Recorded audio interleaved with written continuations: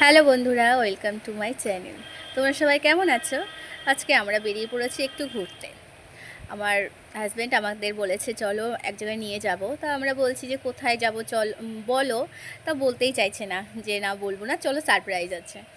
তা আমরা যাচ্ছি। তা দেখো কি সুন্দর আকাশটা মেঘে মাঝে মাঝে, কত সুন্দর লাগছে, নিচটাও সবুজে ভরা। তো আমরা যাচ্ছি। আমরা বারবার জিজ্ঞাসা করছি কোথায় যাব বলো, তাও বলতে চাইছে না। দেখো সোনামা সামনে বসেছে আর পেছনে বড় মা বসেছে, আর আমাদের সামনে বসতে দেয় না, ও একাই বসবে সামনে। তারপরে আমাদের সারপ্রাইজ দিয়েছে, আমাদের ডিবাবিতে নিয়ে গেছে, আমাদের বলেনি। এর একটা দাদা আর একটা দিদি, আমাদের ওদের ছোট মেয়ের বার্থডে ছিল, আমাদের বলেনি। আমরা সবাই অবাক হয়ে গেছি যে তোমরা এখানে। আমরা বলছি ওরা তো জানতো যে আমরা যাব। তারপরে আমরা তো ওখানে খাওয়া দাওয়া করলাম, রাত হয়ে গেছিলো, তা চলে এসেছি।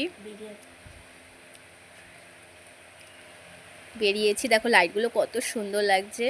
তখনও ছোট সোনামা ঘুমায়নি, গান চলছিল, ওরা রীতিমতো নাচ করছে।